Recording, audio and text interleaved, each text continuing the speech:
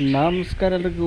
ಈ ವಿಡಿಯೋದಲ್ಲಿ ration card ಸೇರಿಸುವುದು ಹೀಗೆ ಹಿಂದಿನ ವಿಡಿಯೋದಲ್ಲಿ ಡಿಲೀಟ್ ಮಾಡೋದು ಹೇಗೆ ಅಂತ ತೋರಿಸ್ಕೊಟ್ಟಿದ್ದೀನಿ. ತಿದ್ದುಪಡಿ ರೇಷನ್ ಕಾರ್ಡ್ ತಿದ್ದುಪಡಿ ನೋಡಿ, ಯಾವ ಲ್ಯಾಂಗ್ವೇಜ್ ಬೇಕು ಆ ಲ್ಯಾಂಗ್ವೇಜ್ ಕೊಟ್ಟು ಗೋ ಅಂತ ಕೊಡಿ. ಗೋ ಅಂತ ಕೊಟ್ಟ ಮೇಲೆ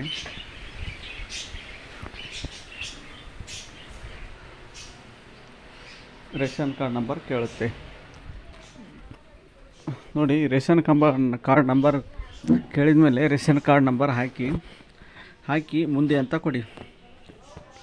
ಸಿಂಪಲ್ಲಾಗಿದೆ ಸೇರಿಸೋದು. ರೇಷನ್ ಕಾರ್ಡಿನಲ್ಲಿ ಮೆಂಬರ್ ಹೊಸ ಕೆಲವೊಬ್ಬರು ಇರಲ್ಲ, ಅದನ್ನು ಸೇರಿಸೋದಕ್ಕೆ. ಇದಕ್ಕೇನಾದರೂ ಡಾಕ್ಯುಮೆಂಟ್ಸ್ ಬೇಕಂದರೆ ಆಧಾರ್ ಕಾರ್ಡ್, ರೇಷನ್ ಕಾರ್ಡ್ ಮತ್ತು ಕಾಸ್ಟ್ ಇನ್ಕಮ್ ಕಂಪಲ್ಸರಿ ಇರಬೇಕು ಸೇರಿಸ್ಬೇಕಾದ್ರೆ.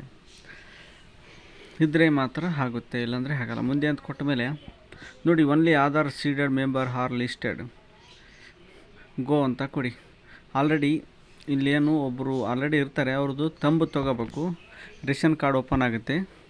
ರೇಷನ್ ಕಾರ್ಡ್ ಓಪನ್ ಆದಮೇಲೆ ಸೇರಿಸುವ ಆಪ್ಷನ್ನು ಬರುತ್ತೆ, ಅಲ್ಲಿವರೆಗೂ ಬರಲ್ಲ ನೋಡಿ.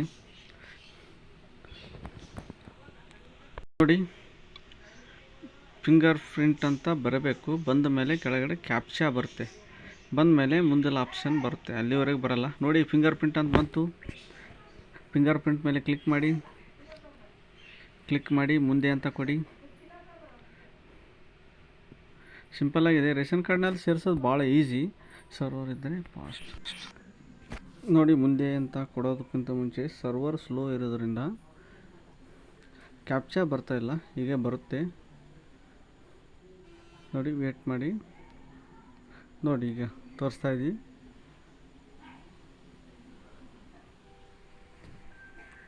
ಭಾಳ ಸರ್ವರ್ ಸ್ಲೋ ಇದೆ ಈ ತಿಂಗಳಲ್ಲಿ. ಕ್ಯಾಪ್ಚಾ ಬಂದ ಮೇಲೆ ಕ್ಯಾಪ್ಚಾ ಎಂಟ್ರ್ ಮಾಡಿ. ಅವರು ಮೊದಲಿಗೆ ಯಾರು ಇರ್ತಾರೋ ರೇಷನ್ ಕಾರ್ಡಲ್ಲಿ, ಈಗೇನು ನೇಮ್ ತೊಂದಿದ್ದೀವಿ ಅವ್ರದ್ದೊಂದು ಫಿಂಗರ್ ಪ್ರಿಂಟ್ ತೊಂದು ನೋಡಿ. ಕ್ಯಾಪ್ಚಾ ಬರ್ತಾಯಿದೆ. ಮೊದಲಿಗೆ ಫಾಸ್ಟ್ ಇತ್ತು ಸರ್ವರ್, ಆವಾಗೆಲ್ಲ ಇಷ್ಟೊಂದು ಕಷ್ಟನೇ ಇರಲಿಲ್ಲ ನೋಡಿ. ಕ್ಯಾಪ್ಚಾ ಎಂಟ್ರ್ ಮಾಡಿ. ಫಸ್ಟು ಕ್ಯಾಪ್ಚರ್ ಅಂತ ಕೊಡಿ. ಎರಡನೇದು ವೆರಿಫೈ ಮಾಡಿ, ಅಂದರೆ ಪರಿಶೀಲಿಸಿ ಮಾಡಿ. ಕ್ಯಾಪ್ಚರ್ ಆ್ಯಂಡ್ ವೆರಿಫೈ ಮಾಡಿದ ಮೇಲೆ ಮುಂದೆ ಅಂತ ಕೊಡಿ. ಓಪನ್ ಆಗುತ್ತೆ. ರೇಷನ್ ಕಾರ್ಡ್ ಓಪನ್ ಆದಮೇಲೆ ಸದಸ್ಯರನ್ನು ಸೇರಿಸೋದು ಬರುತ್ತೆ, ಅಲ್ಲಿವರೆಗೂ ಬರಲ್ಲ. ಸಿಂಪಲ್ಲಾಗಿದೆ, ಇದೇನು ಕಷ್ಟದ್ದೇನಲ್ಲ ಸೇರಿಸೋದು. ಹಿಂದಿನ ವಿಡಿಯೋದಲ್ಲಿ ಡಿಲೀಟ್ ಮಾಡೋದು ಹೇಗೆ ಅಂತ ತೋರಿಸ್ಕೊಟ್ಟಿದ್ವಿ. ರೇಷನ್ ಕಾರ್ಡ್ದು ಕ್ಯಾಪ್ಚರ್ ಕೊಟ್ಟಿದ್ವಿ, ಪರಿಶೀಲಿಸಿ ಅಂತ ಕೊಡ್ತಾಯಿದ್ವಿ. ಎರಡಾದಮೇಲೆ ಮುಂದೆ ಅಂತ ಕೊಡಿ. ನಮ್ಮ ಚಾನಲನ್ನು ಯಾರ್ಯಾರು ಸಬ್ಸ್ಕ್ರೈಬ್ ಆಗಿರೋ ಸಬ್ಸ್ಕ್ರೈಬ್ ಆಗಿ ನೋಡಿ. ಓಪನ್ ಆಯ್ತು ನೋಡಿ. ಕೆಳಗಡೆ ಅರ್ಜಿಯನ್ನು ಮುಂದುವರಿಸಲು ಇಲ್ಲಿ ಕ್ಲಿಕ್ ಮಾಡಿ ಅಂತಿದೆ. ಯಾಡ್ ಆರ್ ಡಿಲೀಟ್ ಮೆಂಬರ್ಸ್ ಅಂತ ಕ್ಲಿಕ್ ಮಾಡಿದ ಮೇಲೆ ಈ ಥರ ಬರುತ್ತೆ. ಅರ್ಜಿಯನ್ನು ಮುಂದುವರಿಸಲು ಇಲ್ಲಿ ಕ್ಲಿಕ್ ಮಾಡಿ ಅಂತ, ಅದ್ರ ಮೇಲೆ ಕ್ಲಿಕ್ ಮಾಡಿ ನೋಡಿ. ಯಾಡ್ ಆರ್ ಡಿಲೀಟ್ ಆಪ್ಷನ್ ಮೇಲೆ ಕ್ಲಿಕ್ ಮಾಡಬೇಕು. ಏನಾದರೂ ರೇಷನ್ ಕಾರ್ಡ್ ಚೇಂಜ್ ಮಾಡೋದಿದ್ರೆ, ಅಡ್ರೆಸ್ ಚೇಂಜ್ ಮಾಡೋದಿದ್ರೆ ಎಲ್ಲ ಆಪ್ಷನ್ ಇದೆ. ಸದಸ್ಯರನ್ನು ಸೇರಿಸಿ ಅಂತ ಕೊಡಿ. ಸದಸ್ಯರನ್ನು ಸೇರಿಸಿ ಅಂತ ಕೊಟ್ಟ ಮೇಲೆ ಸ್ಲೋ ಆಗಿ ಬರುತ್ತೆ ಸರ್ವರು, ವೇಟ್ ಮಾಡಿ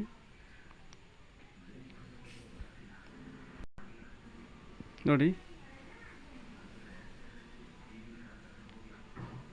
enter Aadhaar number to be added.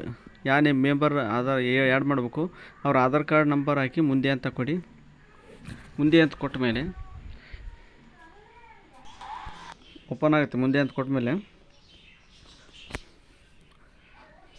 ನೋಡಿ, ವೇಟ್ ಮಾಡಿ. ಸರ್ವರ್ ಸಮಸ್ಯೆ ಇರೋದರಿಂದ ಇಷ್ಟೊಂದು ಸ್ಲೋ ಆಗ್ತಿದೆ ನೋಡಿ. ಮುಂದೆ ಅಂತ ಕೊಟ್ಟ ಮೇಲೆ ನನ್ನ ಆಧಾರ್ ಮಾಹಿತಿಯನ್ನು ಪಡೆಯಲು ಆದಾಯ ಪ್ರಮಾಣ ಪತ್ರಗಳು ಸಲುವಾಗಿ ಕಂದಾಯ ಇಲಾಖೆಗೆ ಹಂಚಿಕೊಳ್ಳುತ್ತೇನೆ. ಓಕೆ ಅಂತ ಕೊಡಿ. ಕೊಟ್ಟ ಮೇಲೆ ಮುಂದೆ ಅಂತ ಕೊಡಿ. ಮುಂದೆ ಅಂತ ಕೊಟ್ಟ ಮೇಲೆ ಟರ್ಮ್ಸ್ ಕಂಡೀಷನ್ಗೆ ಓಕೆ ಕೊಡಬೇಕು. ಒಂದು ಯಾವುದಾನ ಆಪ್ಷನ್ ಕ್ಲಿಕ್ ಮಾಡಬೇಕು, ಎರಡು ಇರ್ತವೆ. ಮುಂದೆ ಅಂತ ಕೊಟ್ಟ ಮೇಲೆ ಕ್ಯಾಪ್ಚಾ ಬರುತ್ತೆ.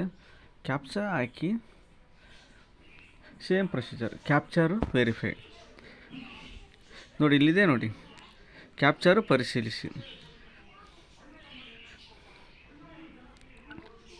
ಸಿಂಪಲ್ಲಾಗಿದೆ ಇದು. ಕ್ಯಾಪ್ಚಾ ಎಂಟ್ರ್ ಮಾಡಿ. ಕ್ಯಾಪ್ಚರ್ ಆ್ಯಂಡ್ ವೆರಿಫೈ ಎರಡು ಮಾಡಬೇಕು. ಫಿಂಗರ್ ಪ್ರಿಂಟ್ ಹಾಕಿ ಯಾರ್ದಿದೆಯೋ ಇದು ಯಾರನ್ನು ಸೇರಿಸ್ತಾ ಇದ್ದೀವೋ ಅವ್ರದ್ದು ಕ್ಯಾಪ್ಚರ್ ಮತ್ತು ವೆರಿಫೈ ಮಾಡಿ.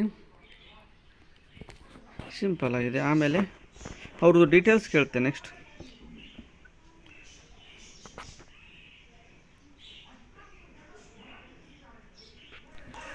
ನೋಡಿ, ಕ್ಯಾಪ್ಚರ್ ಅಂತ ಕೊಟ್ಟ ಮೇಲೆ ಪರಿಶೀಲಿಸಿ ಅಂತ ಕೊಟ್ಟು ಆಮೇಲೆ ಈ ಥರ ಪೇಜ್ ಓಪನ್ ಆಗುತ್ತೆ. ಆದಮೇಲೆ ನೋಡಿ, ಈಗೇನು ಆ್ಯಡ್ ಮಾಡಿದ್ದೀವೋ ಅವ್ರದ್ದು ರಿಲೇಷನ್ಶಿಪ್ ಅಂದರೆ ಫ್ಯಾಮಿಲಿ ಹೆಡ್ ಏನಿರ್ತಾರೆ ಮೇಲ್ಗಡೆ ಅವರಿಗೆ ಏನಾಗ್ತಾರೆ, ಸಣ್ಣ, ಡಾಟರ, ಎಲ್ಡ್ರ್ ಬ್ರದರ, ಈ ಥರ ಎಲ್ಲ ಇರುತ್ತೆ ಆಪ್ಷನ್ನು. ನೋಡಿ, ಮೇನ್ ಅಕ್ಯುಪೇಷನ್ ಇವರು ಸ್ಟೂಡೆಂಟ್ ಆಗಿರೋದ್ರಿಂದ ಆಧಾರ್ಸ್, ಇಲ್ಲಾಂದರೆ ಅನ್ಆರ್ಗನೈಸ್ಡ್ ಸೆಕ್ಟರ್ ವರ್ಕರ್ಸ್ ಅಂತ ಬರುತ್ತೆ ಆಪ್ಷನ್ನು. ನೋಡಿ, ಅದರ್ಸ್ ಕೊಡ್ತಾಯಿದ್ದೀವಿ. ನೋಡಿ, ಇದು ಸರ್ವರ್ ಸ್ಲೋ ಇರೋದಂದರೆ ಸ್ಲೋ ಆಗಿ ಬರ್ತಾಯಿದೆ. ಇನ್ನೊಂದು ಬೇಕಾದ್ರೆ ಚೇಂಜ್ ಮಾಡ್ಬೋದು, ಅನ್ಆರ್ಗನೈಸ್ಡ್ ಸೆಕ್ಟರ್ ವರ್ಕರ್ಸ್ ಅಥವಾ ಏನಾನು ಹಿಟ್ಟು ಆಮೇಲೆ ಅದರ್ಸ್ ಅಂತ ಕೊಡಿ. ಅದರ್ಸ್ ಮೇಲೆ ಕ್ಲಿಕ್ ಮಾಡಿ. ಬರ್ತಾಯಿಲ್ಲ ಅಂದರೆ ಇದು ಸರ್ವರ್ ಪ್ರಾಬ್ಲಮ್ ಆಗಿರೋದ್ರಿಂದ. ನೋಡಿ, ಬೇರೆದು ಕೊಟ್ಟಿದ್ದೆ ಆಪ್ಷನ್ನು, main occupation unorganised sector workers ಅಂತ, ಆಮೇಲೆ ಅದರ್ಸ್ ಅಂತ ಕೊಟ್ಟ ಮೇಲೆ ಸ್ಟೂಡೆಂಟ್ ಇದ್ದಾರೆ ಇವರು.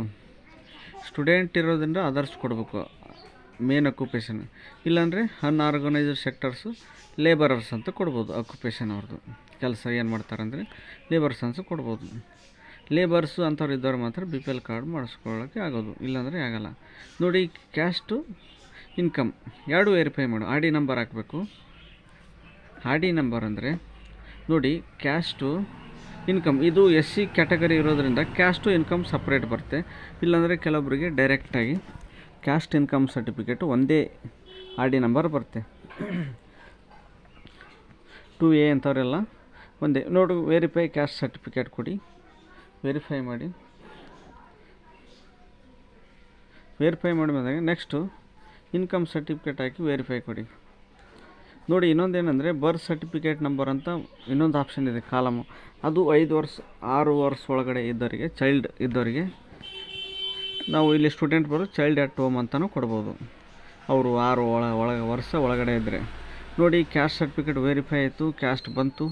ಈಗ income certificate R D number ಹಾಕೋದು, ವೆರಿಫೈ ಮಾಡೋದು, ಆಮೇಲೆ ಉಳಿಸು ಅಂತ ಕೊಡೋದು. ಇಷ್ಟೇ ಸಿಂಪಲ್ ಆಗಿದೆ, ಭಾಳ ಸಿಂಪಲ್ಲು. ಆದರೆ ಸರ್ವರ್ ಸಮಸ್ಯೆ ಇರೋದ್ರಿಂದ ಲೇಟ್ ಆಗ್ತಾಯಿದೆ ಅಷ್ಟೇ. ನೋಡಿ, 6 ವರ್ಷ ಒಳಗಡೆ ಇದ್ದವರಿಗೆ ಬರ್ತ್ ಸರ್ಟಿಫಿಕೇಟ್ ನಂಬರ್ ಅಂತ ಇದೆ, ಅಂದರೆ ಡೇಟ್ ಆಫ್ ಬರ್ತ್ ಹಾಕಬೇಕು.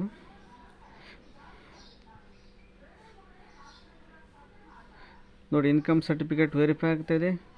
ವೆರಿಫೈ ಆದಮೇಲೆ ಒಂದು ಸಲ ಬ್ಲಿಂಕ್ ಆಗಿ ಇನ್ಕಮ್ ಬಂದೇ ಬಿಡುತ್ತೆ ಕಾಲಮಲ್ಲಿ. ಕ್ಯಾಸ್ಟ್ ಹೆಂಗೆ ಕ್ಯಾಸ್ಟ್ ಬಂದಿದೆ ನೋಡಿ, ಆ ಥರ ಪರಿಶಿಷ್ಟ ಜಾತಿಗಳು ಅಂದರೆ SC ಇರೋದ್ರಿಂದ ಪರಿಶಿಷ್ಟ ಜಾತಿಗಳು ಅವ್ರ ಕ್ಯಾಸ್ಟ್ ಯಾವ್ದು ಬರುತ್ತೆ, ಇನ್ಕಮ್ ಎಷ್ಟಿದೆ, ಅದು 3 ಕಾಲಮ್ ಫಿಲ್ ಆಗ್ತವೆ. ಸಿಂಪಲ್ಲಾಗಿದೆ ನೋಡಿ. ಆಯಿತು, ಆಲ್ರೆಡಿ ಇನ್ಕಮ್ನು ಕೂಡ ವೆರಿಫೈ ಆಯಿತು. ಈಗ ಉಳಿಸು ಅಂತ ಕೊಡಿ. ಒಬ್ರದ್ದು ಉಳಿಸಿದ್ವಿ, ಆ್ಯಡ್ ಮಾಡಿದ್ವಿ. ಮತ್ತೇನಾದರೂ ಆ್ಯಡ್ ಮಾಡಬೇಕಾದ್ರೆ ಸದಸ್ಯರನ್ನು ಸೇರಿಸಿ ಅಂತ ಹೋಗಿ ಸೇಮ್ ಕ್ಯಾಪ್ಚಾ ಇದು ಮುಂದೆ ಅಂತ ಕೊಟ್ಟು ಆಧಾರ್ ಕಾರ್ಡ್ ನಂಬರ್ ಹಾಕಿ ಮುಂದೆ ಅಂತ ಕೊಡಿ. ಕ್ಯಾಪ್ಚಾ ಬರುತ್ತೆ. ಕ್ಯಾಪ್ಚರ್ ಮತ್ತು ಪರಿಶೀಲಿಸಿ ಆ್ಯಡ್ ಆಪ್ಷನ್ ಹೊಡೆದು ಮುಂದೆ ಅಂತ ಕೊಟ್ಟು ಮತ್ತೆ ಸೇಮ್ ಇದೆ ಉಳಿಸು ಅಂತ ಆಪ್ಷನ್ಗೆ ಹೋಗ್ಬೇಕು. ನೋಡಿ, ಆಲ್ರೆಡಿ ಇದು ಸೇರ್ತಾ ಇದೆ. ನಿಮ್ಮ ಏನಾದರೂ ಸದಸ್ಯರನ್ನು ಸೇರಿಸ್ಬೇಕಾದ್ರೆ ಇನ್ನೂ ಸದಸ್ಯರನ್ನು ಸೇರಿಸಿ ಅಂತ ಹೊಡಿ, ಇಲ್ಲಾಂದರೆ ಸಬ್ಮಿಟ್ ಅಂತ ಕೊಟ್ಟುಬಿಡಿ.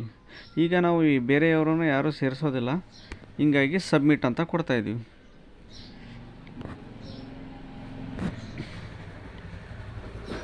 ಸಿಂಪಲ್ ಆಗಿದೆ, ಸಬ್ಮಿಟಾಗಿ ಕೊಡಿ. ಸಬ್ಮಿಟ್ ಕೊಟ್ಟ ಮೇಲೆ ಒಂದು GST ನೋಡಿ ಈ ಥರ ಓಪನ್ ಆಗುತ್ತೆ.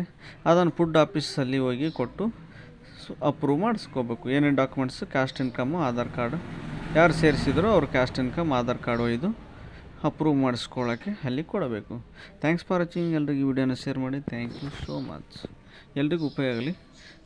ರೇಷನ್ ಕಾರ್ಡ್ನಲ್ಲಿ ಸದಸ್ಯರನ್ನು ಅಂದರೆ ಮೆಂಬರ್ನ ಡಿಲೀಟ್ ಆಗಿರೋ ಮೆಂಬರ್ನ ಸೇರಿಸೋದು ಯಾವ ಥರ ಅಂತ ವಿಡಿಯೋದಲ್ಲಿ ತೋರಿಸ್ಕೊಟ್ಟಿದ್ವಿ. ಎಲ್ರಿಗೂ ಉಪಯೋಗ ಆಗಲಿ ಅಂತ ಎಲ್ರಿಗೂ ಶೇರ್ ಮಾಡಿ. Thanks for watching. ಮತ್ತು ನೆಕ್ಸ್ಟ್ ವಿಡಿಯೋ ಬರ್ತಾಯಿದೆ, ಅಲ್ಲಿವರೆಗೆ ಕಾಯಿರಿ. Thank you so much.